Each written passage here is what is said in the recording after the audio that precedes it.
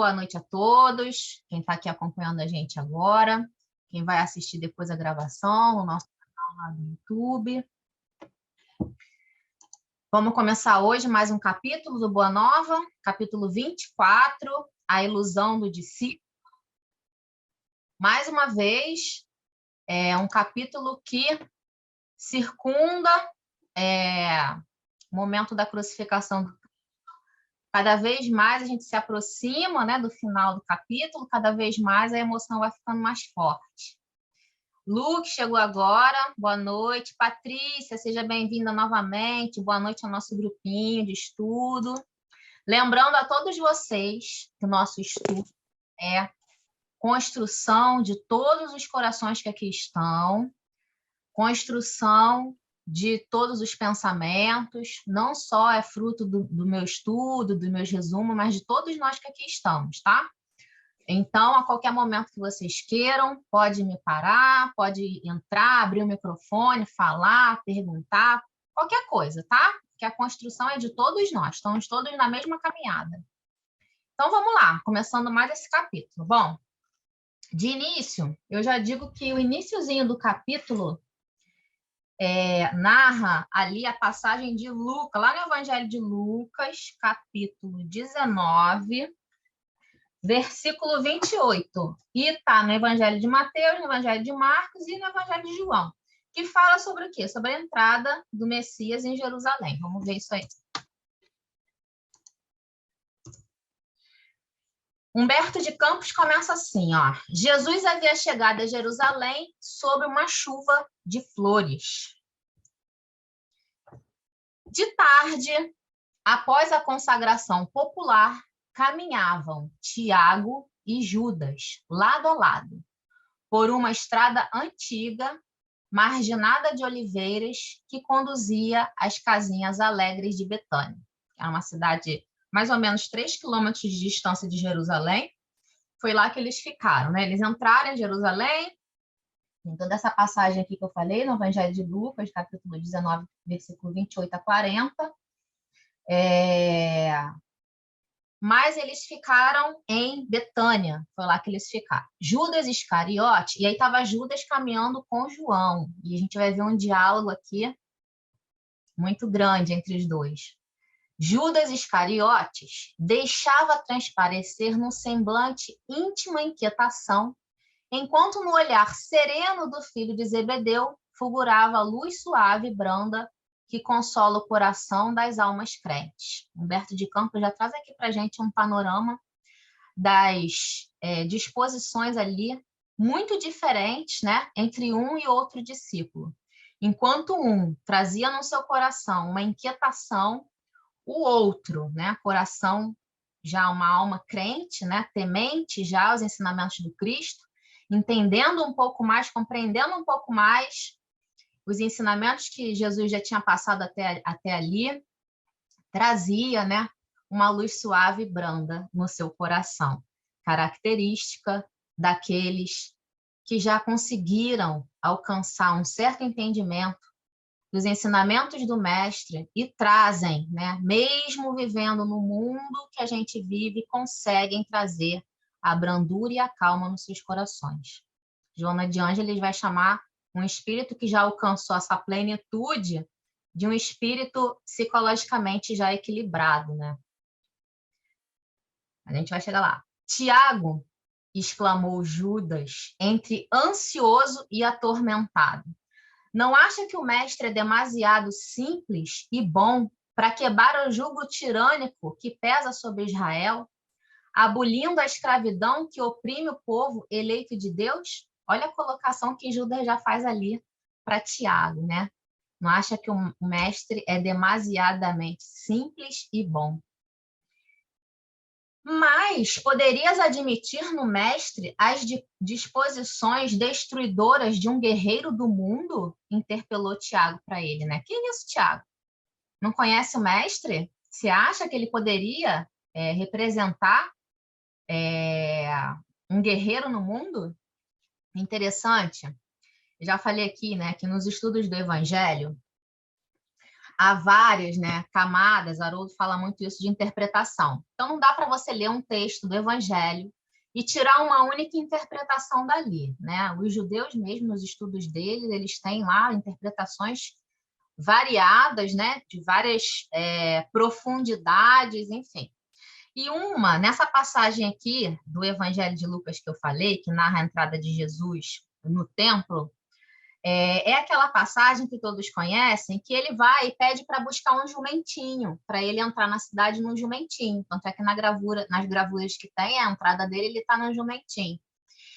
E uma das interpretações que se dá a essa questão do jumentinho é a humildade que ele queria demonstrar, justamente se contrapondo a essa posição que queriam impor a ele de guerreiro salvador, porque o guerreiro monta um cavalo, mas ele não, ele era humilde, então ele entrou montado num jumentinho. Alguém conhecia essa interpretação dessa passagem do jumentinho?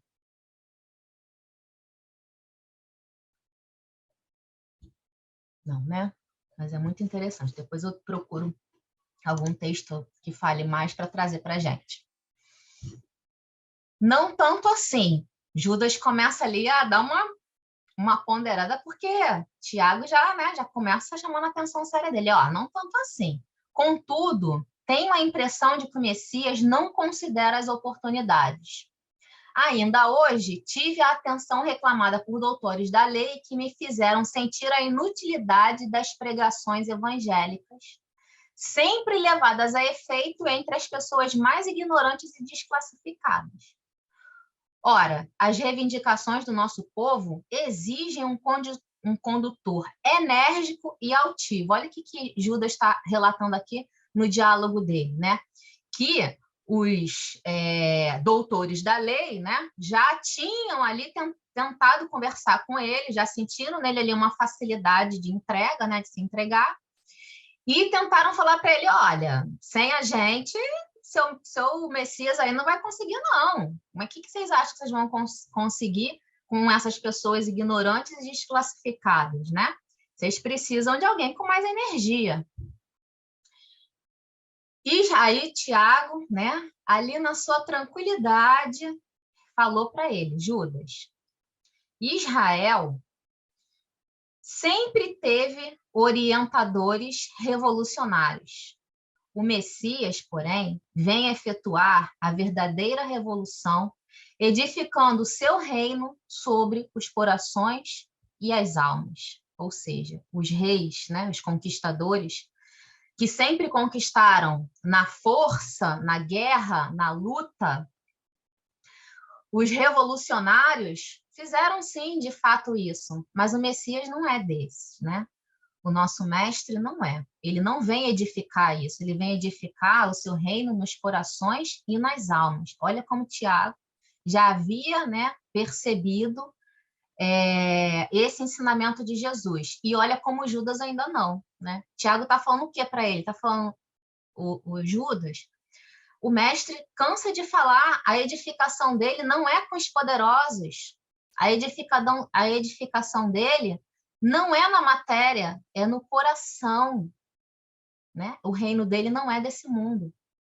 Judas sorriu, algo irônico, e acrescentou, é o sorriso, né, daquele que acha que está com a razão.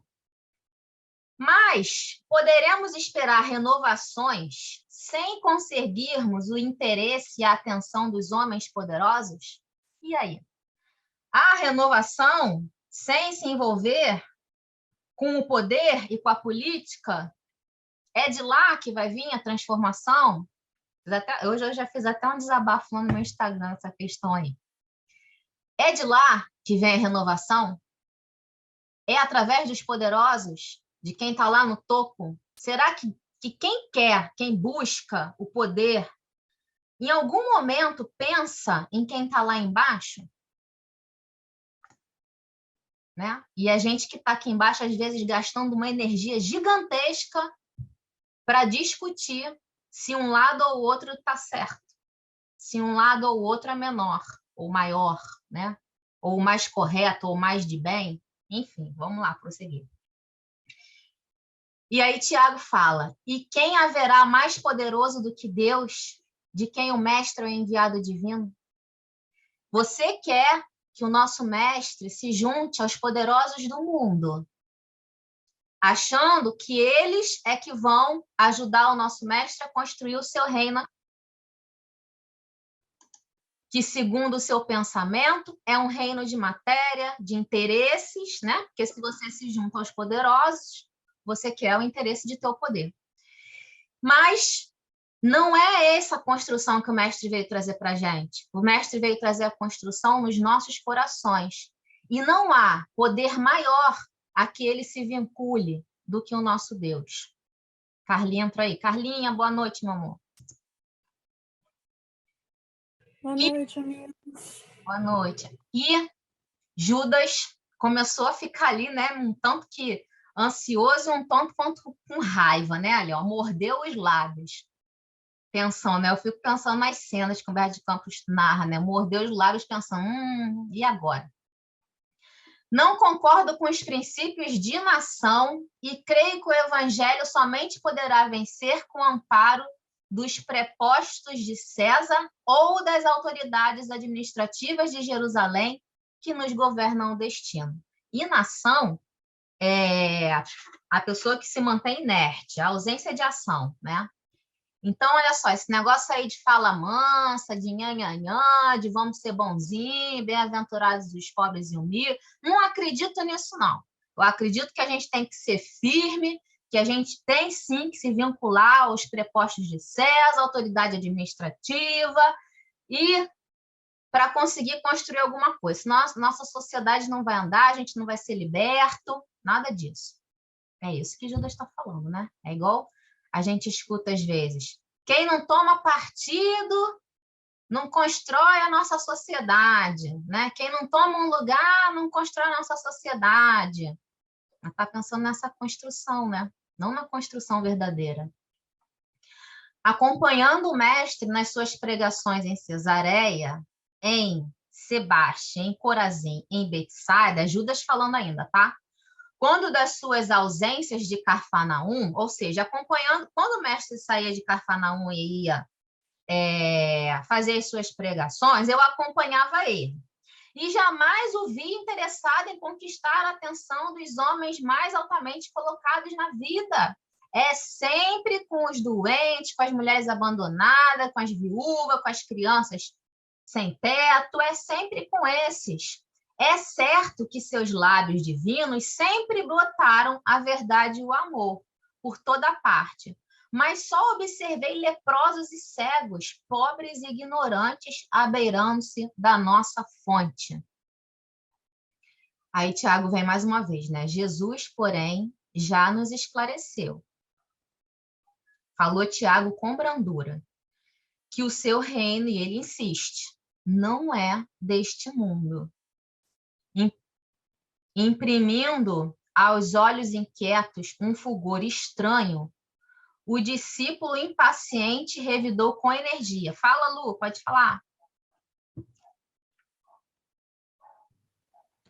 Olá, boa noite. Boa noite. Boa noite a todos. Então, antes de você mudar, eu não queria perder esse pensamento dessa parte aí, que eu acho muito interessante e é sempre muito atual, né? Muito. Porque há tanto tempo atrás, ele estava fazendo super de coração, achando que estava fazendo bem, e achava muito mais importante o poder, né? Do que simplesmente cuidar dos irmãos mais precisados, né? Dos mais pobres, dos mais ignorantes. Então, ele achava que o mestre não estava indo no caminho certo, né? Que o melhor era ter poder, era ter aquele pensamento grandioso, né? E, na verdade, ele não tinha esse pensamento, ele não queria ser famoso, não queria ser grande, ele queria se dedicar de amor ao próximo, né? Eu acho que essa parte aí é uma reflexão que foi daquela época que a gente, se trouxer para os dias de hoje, a gente vê que está muito atual, né? Hoje as pessoas ainda dão muito valor às coisas grandes, às pessoas que têm mais poder, do que as pessoas mais simples que se dedicam a vida ao próximo, né? Muito bom, Lu. Muito atual, Lu. Muito atual. A gente vê isso constantemente, né? Jesus o tempo todo diz, né? Por que os simples e os que choram? Porque esses já foram tocados em seu coração e já buscam verdadeiramente a Deus, né? Buscam verdadeiramente os ensinos do Cristo. Quem ainda está envolto no poder, na ganância, na matéria, não está preparado, e Jesus sabia disso, né? Jesus sabia que do poder não viria nada, como não vai vir. Ainda hoje, não vai vir. Eu ia falar, mas e o mais triste é que tanto tempo atrás não mudou, continua a mesma coisa, né? A gente só Não, caminhou um pouquinho, talvez, porque naquela época as pessoas não estudavam tanto. Hoje a gente está aqui, graças a Deus, estudando aí para tentar melhorar alguma coisa nesse caminho, né? Nessa nossa trajetória. exatamente. Tentar compreender, né? Felizes de nós que estamos aqui tentando compreender, tendo essa doutrina maravilhosa que nos esclarece, ilumina, conforta os nossos corações, né? Essas obras maravilhosas que trazem esses ensinamentos. A gente está aqui na tentativa, né? Mas, sim, são 2000 anos ainda presos nessas questões fortes ainda no nosso coração, de se vincular, de achar que a resolução vai vir vinculada aos poderosos, né? Muito bom, Lu. Vamos lá. Vimos hoje o povo de Jerusalém atapetar o caminho do Senhor com as palmas da sua admiração e do seu carinho. Precisamos, todavia, impor a figura do Messias às autoridades da corte provincial e do templo. Aqui é Judas ainda falando, né?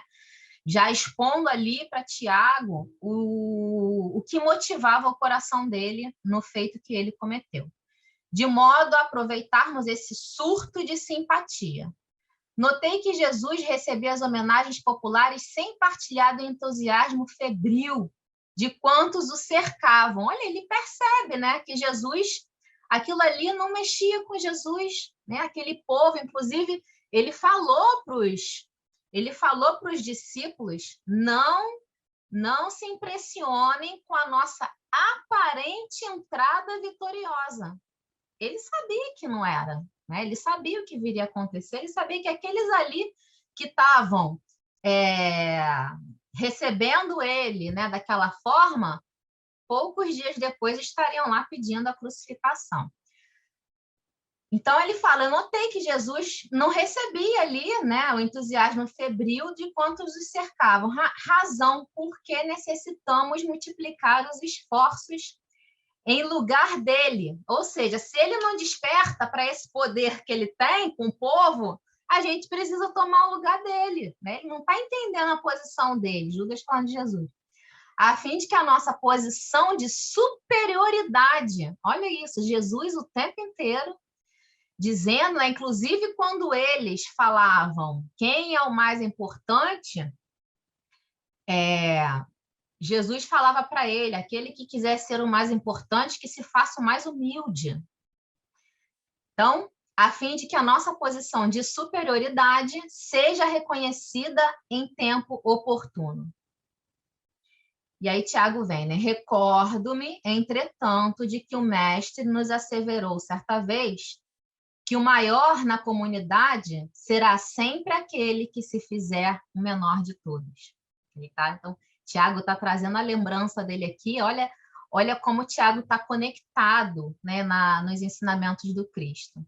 Como ele percebeu, né, e deixou entrar no seu coração verdadeiramente os ensinamentos do mestre. Ele está muito firme aqui nas colocações dele, e as colocações de Judas, em momento nenhum, fazem vibrar uma dúvida sequer em tudo isso que Tiago já trazia no seu coração. E aí, mas Judas não se dá por satisfeito, né? Não podemos levar em conta esses excessos de teoria. Interpelado, que vou ser hoje por amigos influentes na política de Jerusalém, farei o possível por estabelecer acordo com os altos funcionários e homens de importância para imprimirmos novo movimento às ideias do Messias. Nesse momento, Tiago, né, eu acho que percebe ali o que o irmão ia fazer, irmão de caminhada, né? E fala para ele: Judas, Judas. Observou-lhe o irmão de apostolado com doce veemência. Vê lá o que você vai fazer. Quantas vezes, né? Não precisa nem de uma voz viva, a nossa própria consciência fala para gente: calma, vê lá o que você vai fazer. Mas a gente insiste no caminho errado, né? Ou às vezes um irmão mesmo, né, fala para a gente: olha, não faz isso, pensa bem, vai com calma. A gente insiste no caminho errado. Vê lá o que fazes. Socorres-te dos poderes transitórios do mundo sem um motivo que justifique esse recurso. Não será desrespeito à autoridade de Jesus, e ainda tem isso, né? Ele ali está passando por cima da autoridade, do carinho, do amor que o mestre tinha, porque o correto mesmo, né? Era ele abrir seu coração mas ele não poderia também, né? Com esse pensamento aí, ele não poderia, porque ele já sabia que Jesus não ia aceitar. Não terá, como já tinham tentado, né? Não terá o mestre visão bastante para sondar e reconhecer os corações? Mas Tiago aqui está falando assim para ele: olha, você acha que esses políticos aí que você vai conversar estão querendo te ajudar? Não é melhor? O mestre conhece os corações. O hábito dos sacerdotes e a toga dos dignatários romanos são roupagens para a terra, ou seja, transitório. As ideias do mestre são do céu, e seria sacrilégio misturarmos a sua pureza com as organizações viciadas do mundo. Eu queria fazer um outdoor disso e botar na frente de quem ainda hoje tenta justificar a posição política. Hoje eu estou política, gente. Aliás, a política, né? Contra a política. Posição política de Jesus, ainda hoje. As ideias do mestre são do céu, e seria sacrilégio misturarmos a sua pureza com as organizações viciadas do mundo. Olha, se eu tivesse que eleger uma frase atual no Boa Nova, eu elegeria essa. Não tem, gente. Não é coerente você querer justificar qualquer posição transitória do mundo com a posição e os ensinamentos de Jesus. Elas são diametralmente contrárias. Não tem como. Uma é interesse e a outra é amor. Uma é transitória e a outra vem de Deus.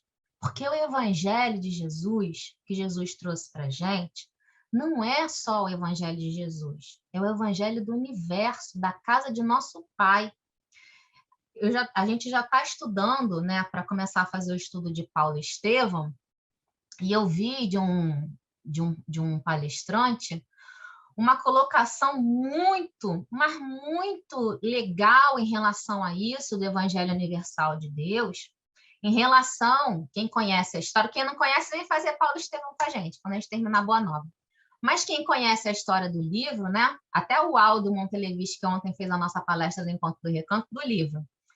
Quem conhece a história do livro, que conhece logo no início o comportamento de Estevão, Estevão não conheceu Jesus, né? Estevão não esteve com Jesus. Mas Estevão tinha, né, estudava os antigos textos, né, e conhecia o Messias, sabia que o Messias viria. Mas o Evangelho de Jesus, ele não tinha tido acesso, o Evangelho oral, né, nem o escrito muito menos. Mas a Boa Nova de Jesus, ele não tinha acesso. Mas ele era a expressão máxima desse Evangelho. Por quê? Porque ele conhecia, sim, não nesta vida, mas nas esferas superiores, porque foi de lá que ele veio.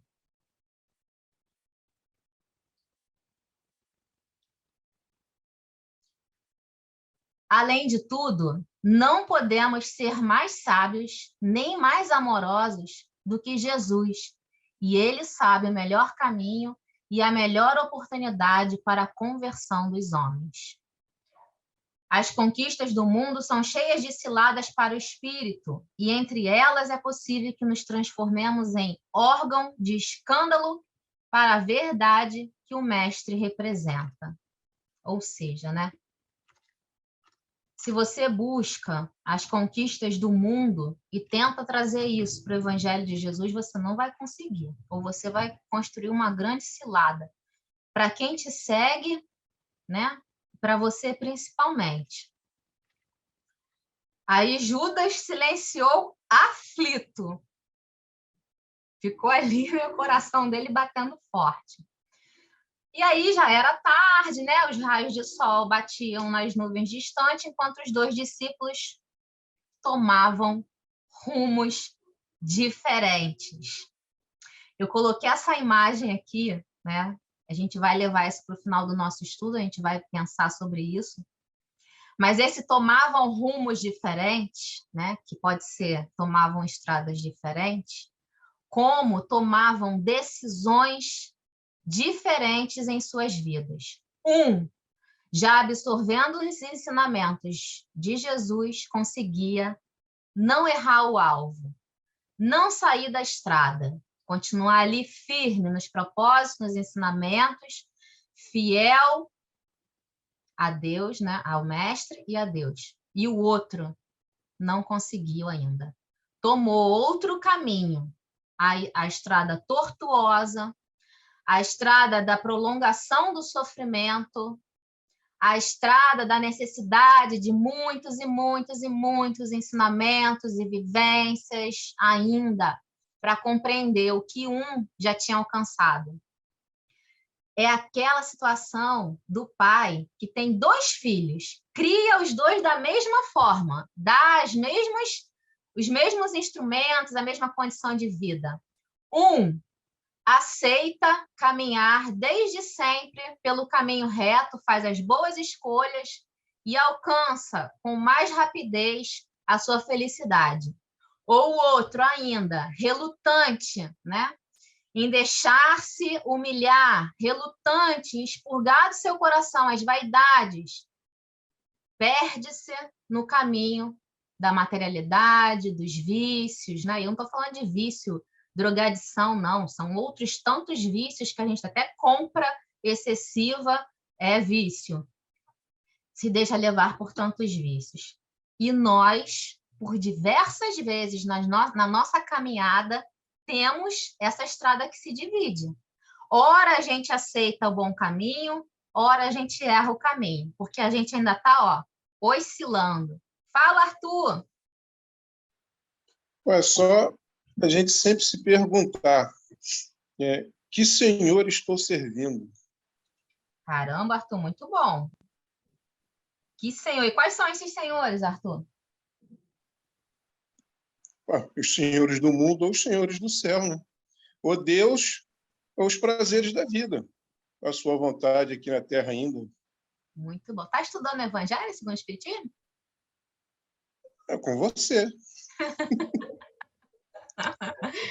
Muito bom, Arthur, exatamente isso. Mas você concorda que a gente ainda oscila? A hora está lá, a hora está cá.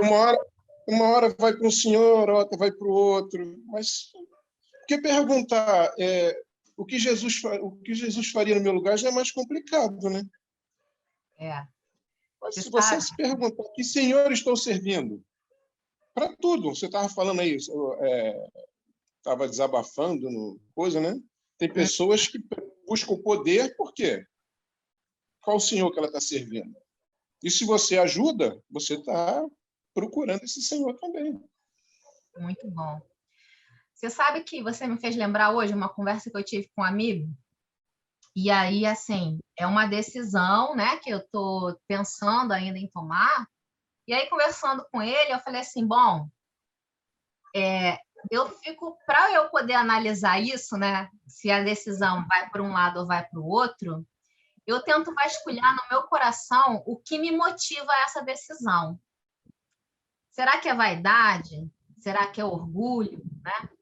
Porque eu acho que você vasculhar o que está te motivando a decisão te ajuda também a tentar entender Perfeito. qual é o melhor caminho, né? Perfeito. Mas é um exercício. Sempre tem motivos. Exatamente. Às vezes a gente não consegue, porque às vezes a gente não consegue perceber nos nossos comportamentos justamente isso, a ambição, a vaidade, o orgulho.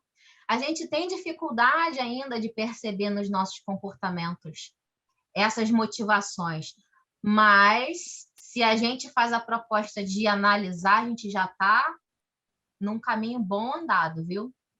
Né, Arthur? É. Muito bom, Arthur, obrigada. Bom, os dois se dividiram ali, né, no caminho, e sem embargos dos carinhos, das carinhosas exortações de Tiago, Judas Iscariotes passou a noite tomado de angustiosas inquietações, ou seja, embora ele tenha o tempo inteiro ali no diálogo com Tiago mantido uma postura de não, eu estou certo, é isso mesmo, as falas de Tiago mexeram ali no coração dele, né? E assim, não está claro no texto, mas sabendo, né? A gente sabendo que a espiritualidade sempre está ao nosso lado, nos amparando, eu não tenho dúvida. Eu não tenho dúvida de que Tiago foi colocado ali ao lado de Judas pela espiritualidade, intuído para falar as palavras certas no momento certo. A gente tem isso o tempo inteiro, né? A gente às vezes não percebe esse amparo, mas a gente tem o tempo inteiro. Às vezes é sutilíssimo, né? Às vezes é uma palavra, uma coisa que a gente vê, uma situação. É a espiritualidade agindo ali, tentando despertar para a gente, né? Para a gente olhar, para abrir os nossos olhos, mas às vezes a gente está tão impregnado ainda, né? Nos pensamentos tristes, né? Que a gente ainda não consegue perceber. Não seria melhor apressar o triunfo mundano do cristianismo? Israel não esperava o Messias, quem fechasse nas mãos todos os poderes? E ali já é, né? Satanás ali. A gente já estudou sobre Satanás, né? Sobre a figura de Satanás, que não é uma entidade mística, mas é um pensamento contraditório que a gente traz dentro do nosso próprio coração. Valendo-se da doutrina do mestre, poderia tomar para si as rédeas do movimento renovador. Olha a construção de pensamento que Judas está fazendo. Valendo-se da doutrina do mestre, poderia tomar para si as rédeas do movimento renovador. Enquanto Jesus, na sua bondade e simpleza, ficaria entre todos como um símbolo vivo da ideia nova. Recordando suas primeiras conversações com as autoridades do Sinédrio, meditava na execução de seus sombrios desígnios, confabulando ali ele com ele mesmo, né? Pensando no que foi proposto, no que foi falado, construindo ali na cabeça dele o que iria acontecer.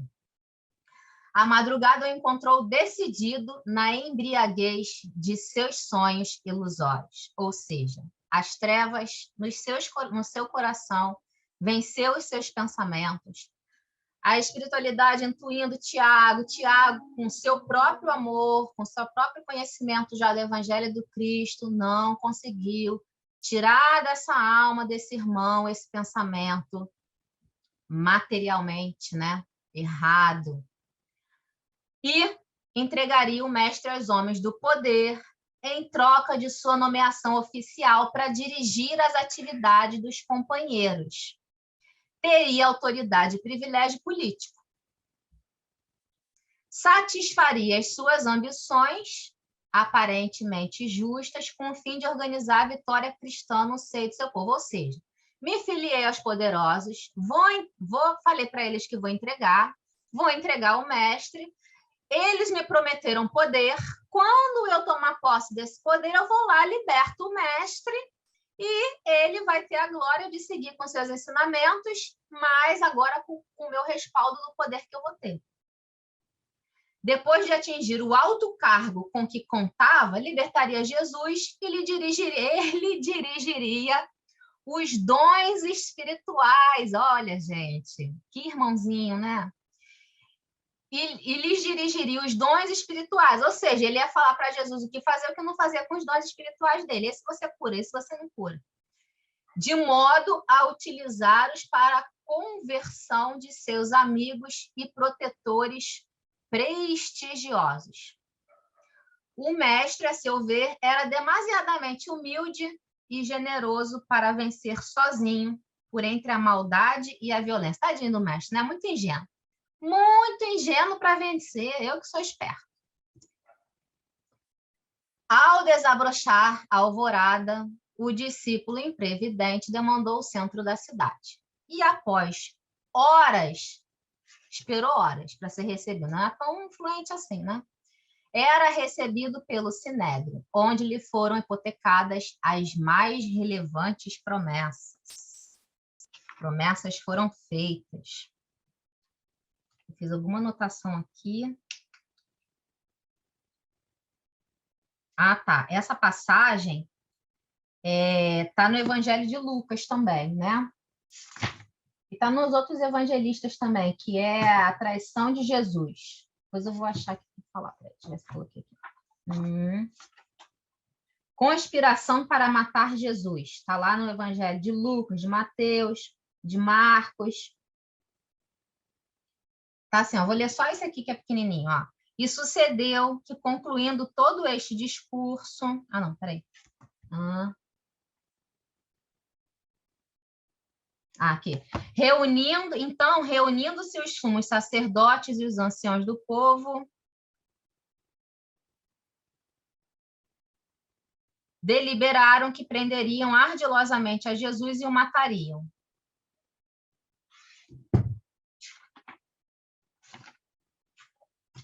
Em outra passagem, depois eu falo. Judas negocia a entrega de Jesus. Olha, no Evangelho de Mateus, ao versículo 26, do capítulo 14 ao 16, mas tem no Evangelho de Marcos e no Evangelho de Lucas também. Então, um dos 12, chamado Judas Iscariotes, indo aos sumos sacerdotes, disse: que quereis me dar, e eu vos entregarei ele? Eles estabeleceram 30 pratas, e, desde então, procurava uma boa ocasião para o entregar. Então, esse trechinho aqui também está lá no Evangelho. Apesar de satisfeito, agora voltando para o texto de Humberto de Campos, apesar de satisfeito com a sua mesquinha gratificação, não era só isso que ele esperava, né? Ele esperava poder também. E, desvairado no seu espírito ambicioso, Judas amava o Messias e esperava ansiosamente o instante do triunfo para lhe dar a alegria da vitória cristã através das manobras políticas do mundo. Ele esperava uma bancada religiosa para salvar Jesus. Mas ele amava o Messias. Ele não era, né? E até hoje a gente vai ver, ele carrega, né, esse peso, porque nos evangelhos não traz, né, o íntimo, como Humberto de Campos traz para a gente, dos pensamentos e dos sentimentos que animavam, né? Só traz a parte pesada, né, da entrega, da traição, mas sim, ele fazia parte do colégio, dos mais íntimos e amava, sim, o mestre, só que estava preso nas suas ambições. Bom, o prêmio da vaidade, porém, esperava sua desmedida ambição. Humilhado, escarnecido, seu mestre bem amado foi conduzido à cruz da ignomínia, sob vilipêndios e flagelações. Daqueles lábios que haviam ensinado a verdade e o bem, a simplicidade e o amor, não chegou a escapar uma queixa. Não há uma sequer queixa do nosso mestre querido. Nem a passagem, como eu já falei aqui, que muitos acham que Jesus está pedindo amparo a Deus, né? Deus, Deus, por que me abandonastes? Não é Jesus rogando a Deus amparo. Jesus está ali proclamando um salmo, Salmo 22, que era conhecido deles, já falei no outro estudo aqui, e que conta a história de um homem que passa por uma provação, mas se mantém temente a Deus e no final tem a sua glória. Jesus ali está falando, olha, leiam o Salmo lá, é isso que eu tô fazendo aqui, eu vou alcançar a glória. Daqueles lábios que haviam ensinado a verdade e o bem, a simplicidade e o amor, não chegou a escapar uma queixa. E a gente se queixa o tempo inteiro. Martirizado na sua estrada de angústias, o Messias só teve o máximo de perdão para seus algozes. Imagina Judas vendo isso. Observando os acontecimentos que lhe contrariavam as mais íntimas suposições, Judas Iscariotes se dirigiu a Caifás, reclamando o cumprimento das suas promessas. Foi no momento que ele entrou em desespero. Peraí, não foi esse o combinado. Os sacerdotes, porém, ouvindo-lhe as palavras tardias, sorriram com sarcasmo. Debalde recorreu às suas prestigiosas relações de amizade e foi em busca de outros, né? Teve de reconhecer a falibilidade das promessas humanas, porque não há como você se vincular a quem se vincula a sentimentos, pensamentos ainda muito voltados para a materialidade, como ele estava, dinheiro, poder, e esperar, né, um comportamento moralmente correto. Tem uma, né? Não estou dizendo, né, que as pessoas que se vinculam ainda a pensamentos muito materiais não tenham um comportamento moralmente correto. Mas nesse grau, né, nesse grau de comportamento que eles viram ali, que Judas já podia ter a capacidade de perceber, não há como ele esperar que eles fossem ser corretos com ele, né? Atormentado e aflito, buscou os companheiros de fé, encontrou os vencidos e humilhados, porque quando Jesus foi preso, né, os discípulos ficaram atormentados, a gente já viu um pouco disso, vai ver um pouco mais, perdidos ali, sem saber o que eles faziam, né? Pareceu-lhe, porém, descobrir em cada olhar a mesma exprobração silenciosa e dolorida. Já se havia escoado a hora sexta em que o mestre expirara na cruz. Hora sexta é a forma como os judeus contavam as horas. Eles contavam as horas a partir... Dia era dia e noite era noite, tá? Tinha claridade, era dia, era noite, quando escurecia era noite. Então, o dia para eles começava às 6 horas da manhã e terminava às 18. Às 18 começava a noite para eles. Então, eles contavam assim, hora sexta era meio-dia. Por quê? Se começava às 6, 7, 8, 9, 10, 11, 12. Então, hora sexta era 6 horas. E isso está de acordo com o Evangelho de Mateus, 27, 45. Vamos lá. Só a título de curiosidade, tá? 27, 45. Ó, morte de Jesus. Desde a hora sexta até a hora nona, houvera trevas sobre toda a terra. Aquela passagem que fala das trevas. Então, Humberto de Campos traz assim, ó, já se havia escoado a hora sexta em que o mestre expirara na cruz. Meio-dia. Implorando perdão para os seus verdugos. De longe, Judas contemplou todas as cenas angustiosas e humilhantes do Calvário. Atroz remorso lhe pungia a consciência dilacerada. A consciência dilacerada. Lágrimas ardentes lhe rolavam dos olhos tristes e amortecidos.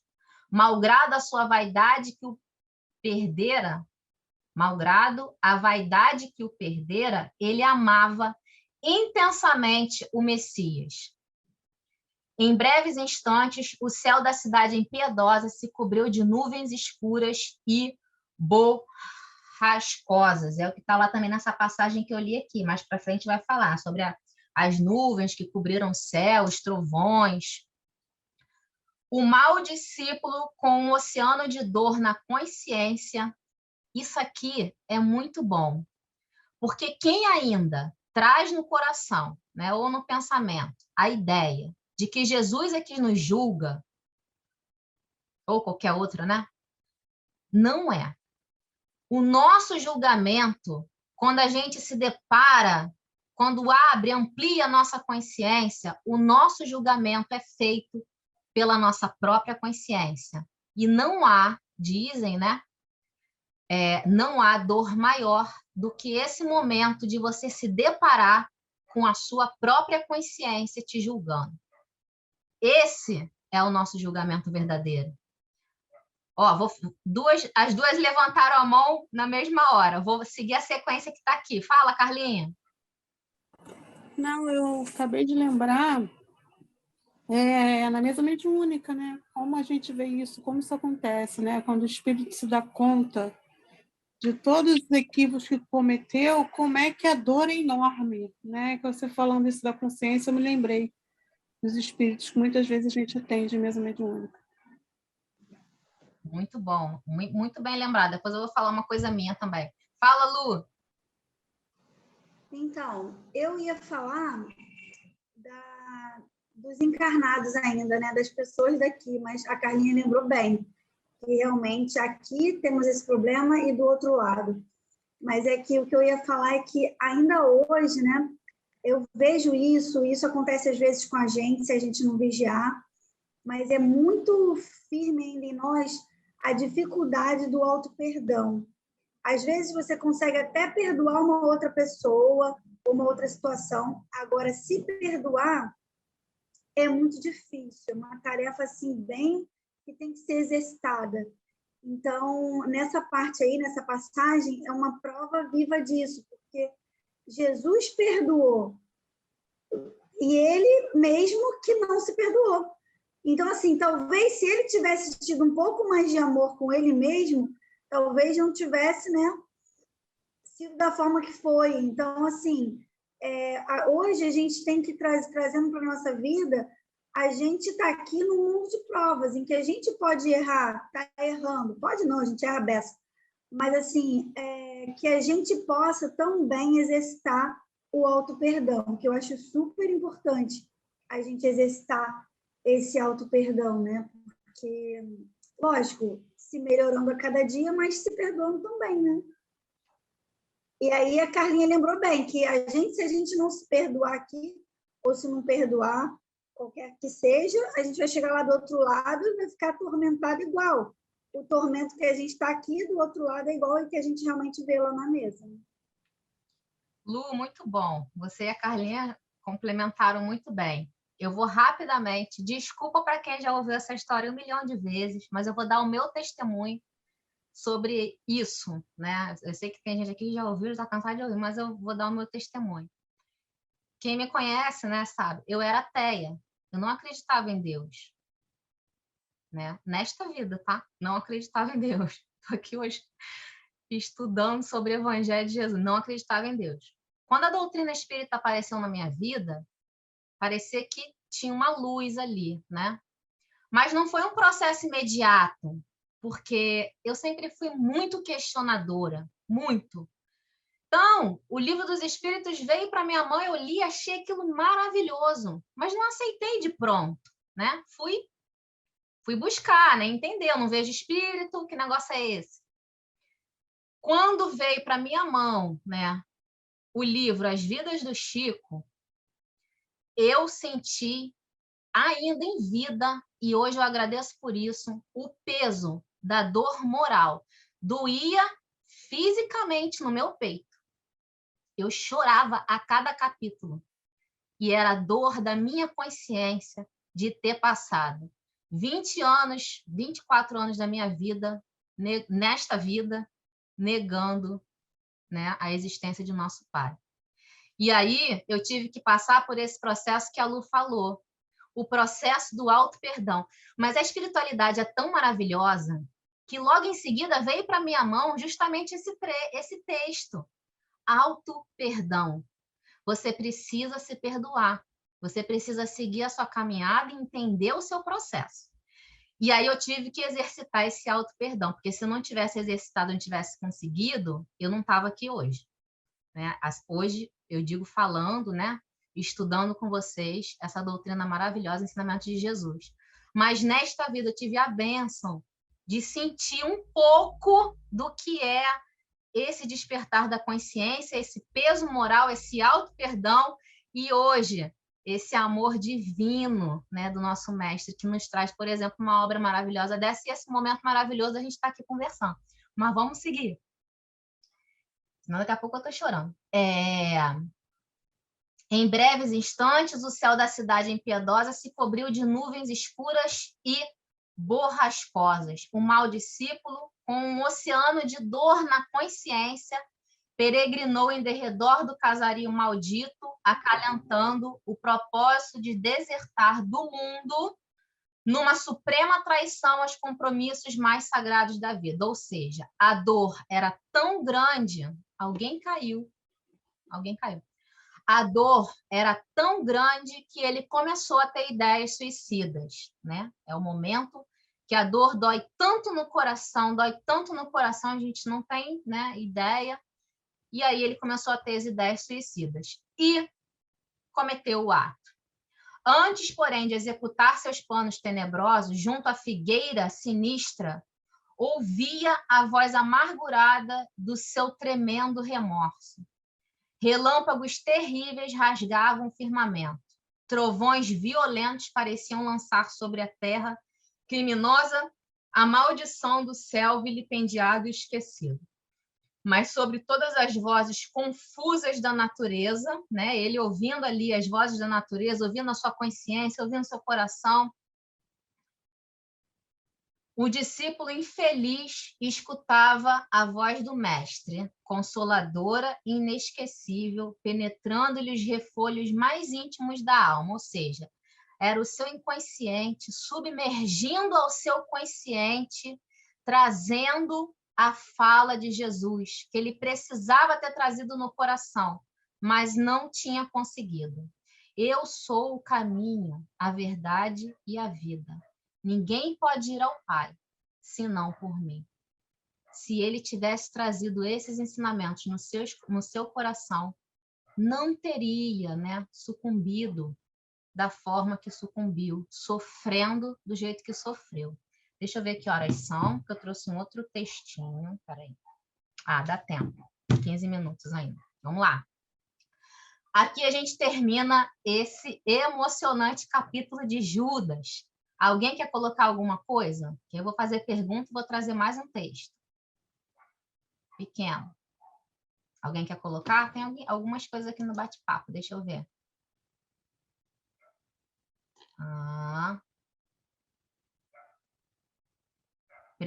A Patrícia está falando, preciso aprender esse auto-perdão. Todos nós, você vai conseguir, Patrícia, é um exercício, como a Lu falou. Todos nós, Patrícia, todos nós precisamos compreender, aprender ainda, né, a nos perdoar. Todos nós estamos nessa caminhada. Bom, o que vocês acham, né, como eu coloquei lá no nosso grupinho, o que vocês acham que aconteceu com Judas depois disso? Como vocês acham que Judas está hoje? O que vocês acham que aconteceu com ele? Alguém quer falar?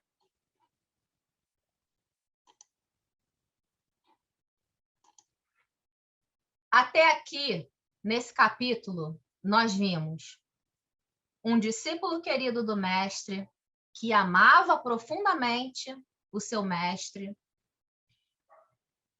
ainda sem compreender, né? Porque não há o mal, há a ausência de bem, ou a ignorância, né? Assim que a doutrina fala para a gente.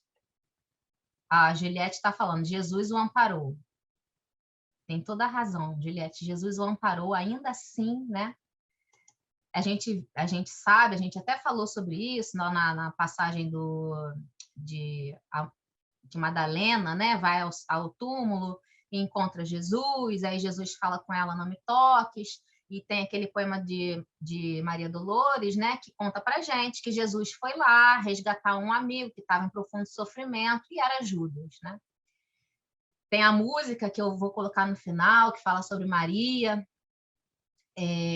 Então, nós vimos aqui um discípulo amado do mestre, que amava profundamente o mestre, e um outro discípulo também, 2 em condições diferentes. Um já muito entregue, muito consciente, muito fiel. O outro ainda um pouco vacilante.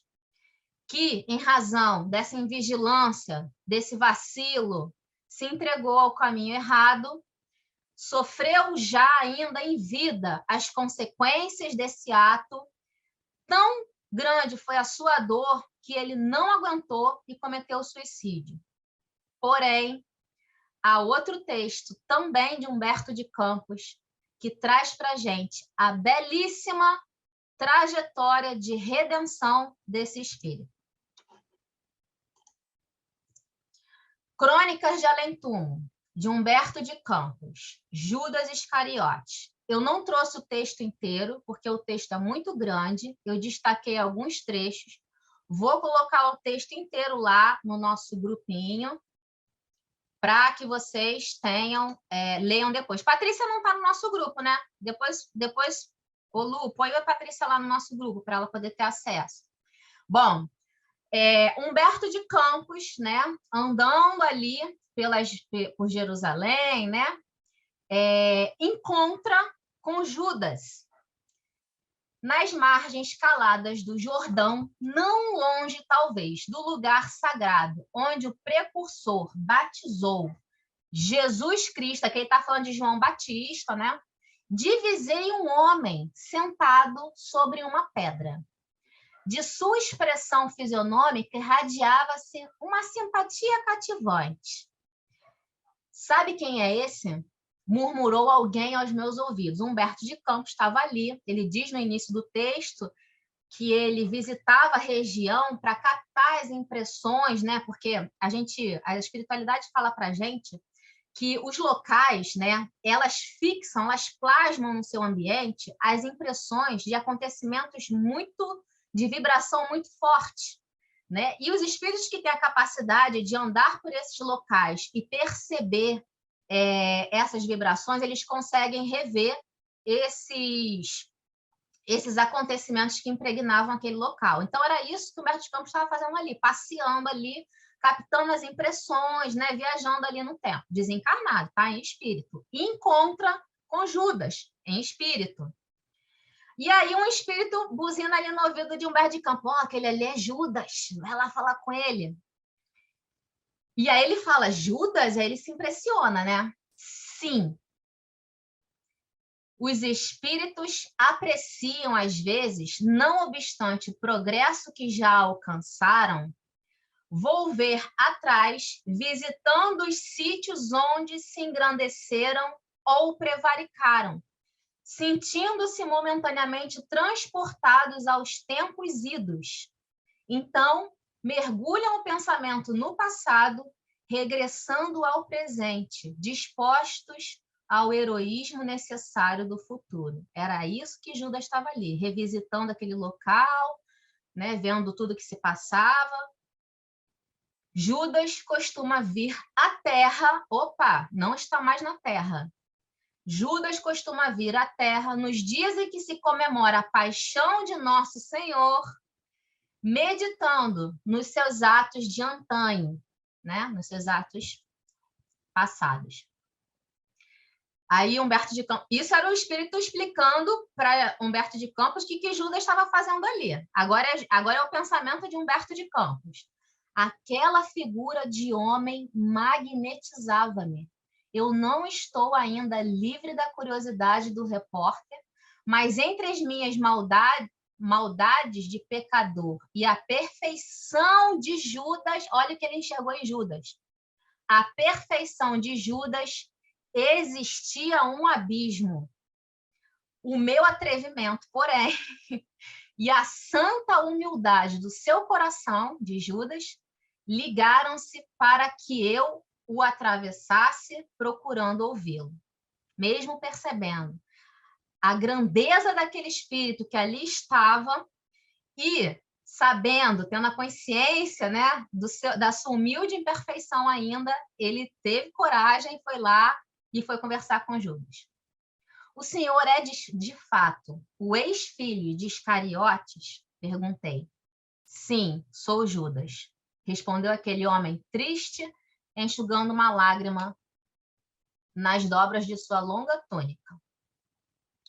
Como o Jeremias das Lamentações, contemplo às vezes esta Jerusalém arruinada, meditando no juízo dos homens transitórios. Podia complementar ali, né? O homem que um dia eu fui.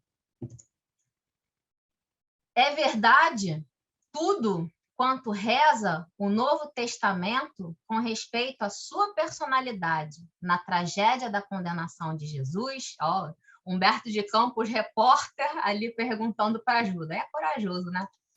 Em parte, os escribas que redigiram os evangelhos não atenderam às circunstâncias e às tricas políticas que, acima dos meus atos, predominaram na nefanda crucificação. Ou seja, eles colocaram a parte da traição, mas não colocaram, né, as partes referentes ali aos pensamentos que me levaram, né, a cometer o ato. Ali tem um trechinho que eu tirei. E chegou a salvar-se pelo arrependimento? Não consegui. O remorso é uma força preliminar para os trabalhos reparadores. Olha isso. O remorso é a primeira força a vencer quando a consciência vem e te mostra os teus erros. Então, ele falou, o primeiro trabalho foi vencer as forças do remorso. Depois da minha morte trágica, submergi-me em séculos de sofrimento expiatório da minha falta. Sofri horrores nas perseguições infligidas em Roma aos adeptos da doutrina de Jesus, e as minhas provas culminaram em uma fogueira inquisitorial, onde, imitando o mestre, fui traído, vendido e usurpado. Ou seja, ele voltou para poder sofrer as dores, né? Ele quis sofrer, voltar, porque é assim o mecanismo, né? Nenhuma prova, nenhuma dor é imposta. Nós queremos, né, o retorno com a dor da prova das expiações, para que a gente possa sentir kit, né? Sentir-se com a nossa consciência. Tem um mosquito aqui. Esse trecho que está aqui, esse pequeno trecho aqui, ó, sofri horrores nas perseguições infligidas em Roma aos adeptos da doutrina de Jesus, e as minhas provas culminaram em uma fogueira inquisitorial, onde, imitando o mestre, fui traído, vendido e usurpado. Ou seja, ele passou pelo mesmo processo de traição do qual ele foi agente para sentir na pele, né, a dor de ser traído, de ser entregue. Vítima da felonia e da traição, deixei na terra os derradeiros resquícios do meu crime na Europa do século XV. Há um grande entendimento de que Judas, a última encarnação dele na terra, foi como Joana d'Arc. Eu botei ali uma imagem de Joana d'Arc, né? Na Europa do século XV. Ou seja, esse espírito levou 15 séculos para resgatar esse débito de um dia. 15 séculos. Desde esse dia em que me entreguei por amor do Cristo a todos os tormentos e infâmias que me alvitavam, com resignação e piedade pelos meus verdugos, fechei os ciclos das minhas dolorosas reencarnações na Terra, sentindo na fronte o ósculo de perdão de Deus, de Jesus, o perdão da minha própria consciência. E você está hoje meditando nos dias que se foram? Pensei com tristeza, Humberto de Campos falando. Sim, estou recapitulando os fatos como se passaram. E agora, irmanado com ele, ali, ó, juntinho com Cristo, que se acha no seu luminoso reino das alturas, que ainda não é deste mundo, sinto nestas estradas o sinal de seus divinos passos. Quanto ao divino mestre, continuou Judas com os seus prantos, Infinita é a sua misericórdia, e não só para comigo, porque se recebi 30 moedas vendendo aos seus algozes, há muitos séculos, ele ainda, cabe um ainda ali, está sendo criminosamente vendido no mundo, a grosso e a retalho, por todos os preços, em todos os padrões do ouro amoedado. É verdade, concluí, e os novos negociadores do Cristo não se enforcam depois de vendê-lo. Judas afastou-se, tomando a direção do Santo Sepulcro.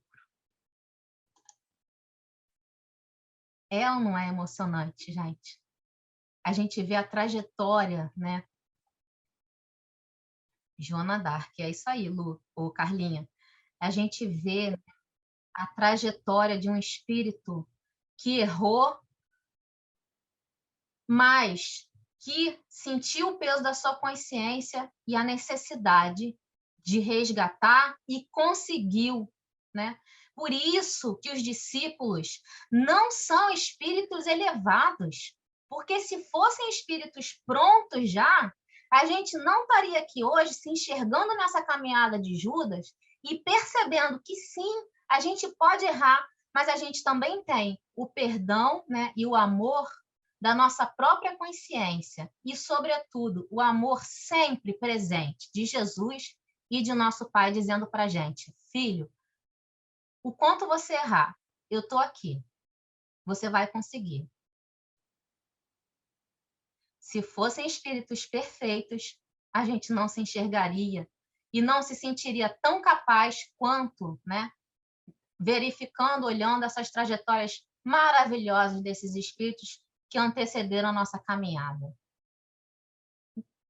Maravilhoso, né, amores? Alguém quer fazer alguma colocação?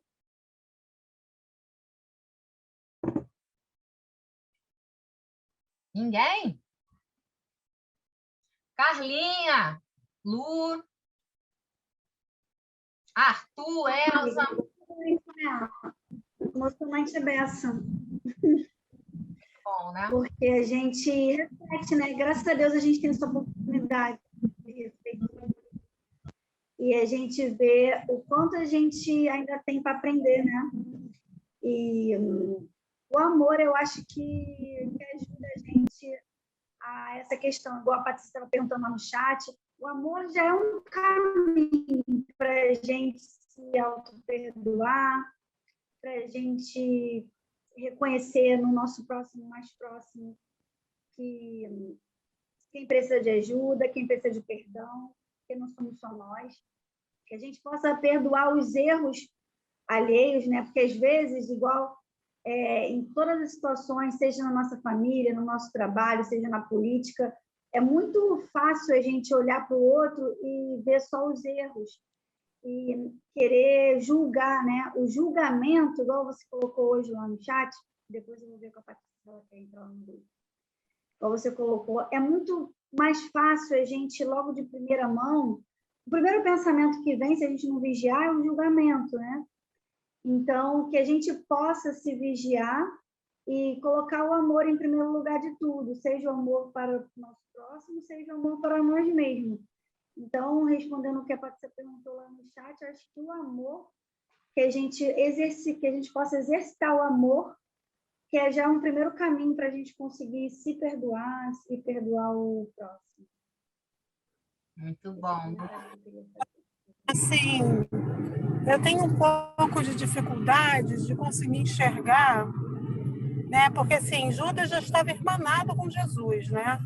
O auto-perdão ali já estava dado. Ele mesmo diz lá que no século XV, enquanto Joana d'Arc, ele consegue o auto-perdão da sua própria consciência, né? Eu só tenho um pouco de dificuldade de enxergar esse Judas melancólico e triste, revisitando essas pairagens, sabe? Porque, assim, isso é opinião pessoal minha, tá, gente? Porque, assim, na minha cabeça, um espírito que já está em paz com a sua consciência, ele olha para esse histórico, né, de sucessivos erros, né, de um erro tão grave como esse, que levou à crucificação de Jesus, de uma forma diferente, sabe? Já entendendo o que aconteceu ali e já se sentindo perdoado pelos erros que cometeu. Na situação, assim, sabendo que está numa condição diferenciada, ele agora está emanado com Jesus. Né? Então, assim, a única dificuldade que eu tenho é de conseguir enxergar esse Judas melancólico e triste. Né? Mas essa passagem é maravilhosa, né? E dá para a gente aplicar isso na nossa vida o tempo todo. Bom, Carlinha. Alguém? Arthur, quer falar? Olha, sei lá, deve ser porque ele volta sempre ali para fixar bem o aprendizado, né? Porque a evolução é contínua, né? E ele terá provas que a gente não faz nem ideia de como vai ser ainda, né? Nem ele. Então, ele pode cair novamente. Ele ainda não é um espírito puro? Acredito que não, né? Mas ele já não precisa mais estar reencarnando na Terra. Ele mesmo fala isso, né? Durante a entrevista com o Pé de Campos. Eu imagino que realmente ele passe por ali, né? Que ele Ih, Carlinha tá travando. reflita sobre todos os passos, que fixe todo esse aprendizado. Eu só não consigo enxergar a melancolia e a tristeza nele. Eu só não consigo entender isso muito bem. Isso é assim, é um pensamento que a gente tem, às vezes, até em relação ao próprio Jesus, né? Tem gente que questiona se Jesus teve momentos de tristeza, se não teve, por ser um espírito já triste. Eu acho, assim, é difícil a gente tentar entender, né, o coração, o pensamento, o que motiva os espíritos que estão muito distantes da gente ainda. Melancolia, né? Humberto de Campos é um poeta, né? Então, o poeta tem o dom de mexer com o sentimento do leitor, né? Através das suas colocações, de sensibilizar. Essa até um pensamento que um amigo meu muito estudioso faz para mim, né? Sabendo que eu gosto muito de Humberto de Campos, ele pergunta: você acha que ali, nos textos de Humberto de Campos, é 100% verdade ou tem um pouco de poesia? Né? E eu falo para ele: olha, se a gente observar o prefácio do Humberto de Campos, a proposta dele é de trazer, né, o conhecimento das mensagens das passagens. Mas, às vezes, né, Carlinha, o instinto poético ali, né, deu uma forçada. Mas eu também não acho que de todo, mesmo quando a gente... Aí eu tiro por mim, né, nessa vivência que eu contei para vocês, né, eu tiro por mim. Hoje eu não tenho mais o peso dentro de mim de um dia ter negado a Deus, né? Sofri muito por isso, mas consegui exercitar o auto-amor, transpus isso. Hoje eu tenho a bênção de estar aqui com um grupo lindíssimo estudando, mas eu revisito os momentos, né? Às vezes eu relembro de como eu empenhava, né, a minha sabedoria para falar que quem se humilhava num pensamento religioso é porque era fraco. E quando eu revisito esse pensamento, eu sim, né, apesar de hoje ter equilibrado, eu fico triste por aquele comportamento que eu tinha, pelo tempo que eu perdi. Não chega a me trazer melancolia, porque, como eu falei, eu já estou resolvida com isso hoje. Mas sim, quando eu revisito esses comportamentos, eu rememoro um sentimento de tristeza por ter perdido tanto tempo nessa reencarnação dessa forma. Então, assim, não estou justificando, mas estou dizendo a minha impressão em relação a esse pensamento. Rita, fala, meu amor. Não, eu, pelo que a Carla falou, desse negócio dele Judas se sentir triste, que ela não entende, eu não sei se eu estou certa, mas eu entendo de uma forma assim. Ele, por ser um espírito tão, né, já evoluído, ele volta e fica triste pelo ali, o que ele falou, que hoje em dia nós ainda continuamos vendendo Jesus por qualquer moeda e não tiramos a nossa vida. Então, eu acho que a tristeza dele é por ver o que ele fez e hoje em dia as pessoas fazem pior. Acredito que seja isso. Muito bom, Rita. Também acho que tem um pouco disso, né? E era um pouco também do que animava a tristeza de Jesus, né?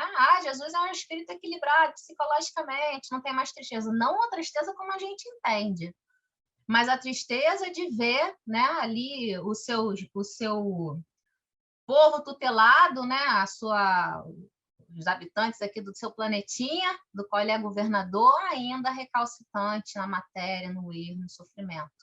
Então, os espíritos elevados, os espíritos crísticos, né, eles não deixam de sentir um pesar.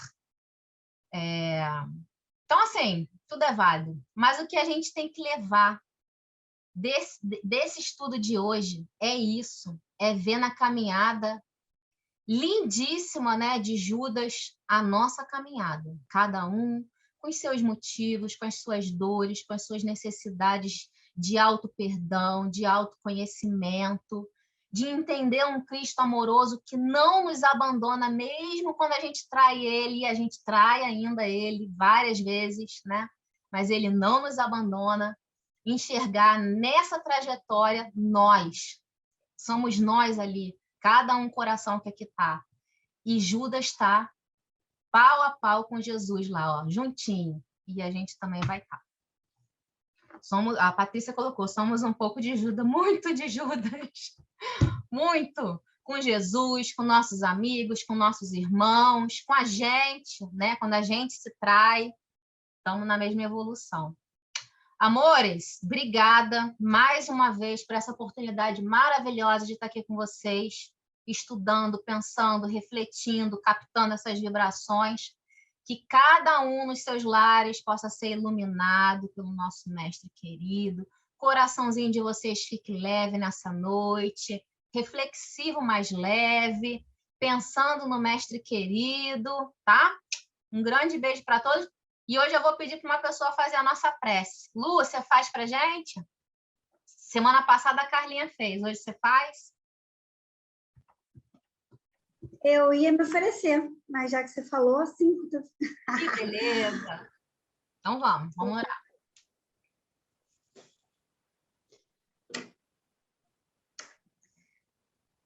Vamos fechar, então, os nossos olhos,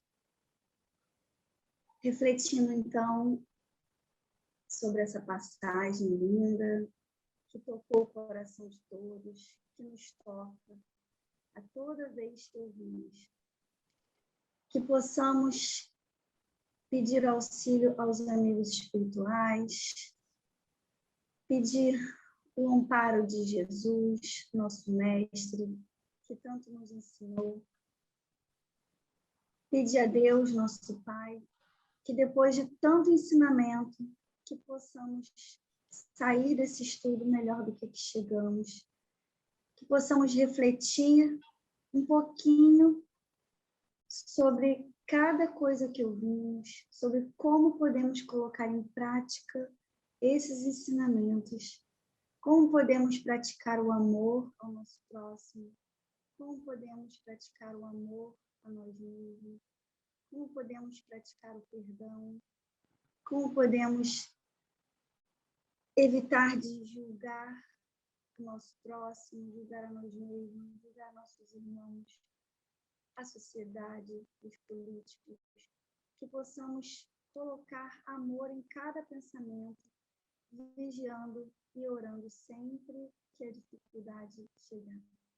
Que a dificuldade vai chegar e nós temos que ser fortes. Que possamos agradecer por mais esse estudo lindo, por todo o amparo da espiritualidade amiga que não nos abandona. Gratidão a todos, que possamos ter uma linda noite de sono. Que assim seja, graças a Deus. Que assim seja. Boa noite. Boa noite, amores. Fiquem com Deus. Boa noite. Boa noite, gente. Beijo. Obrigada, Boa noite Lu, pela prece. Nada.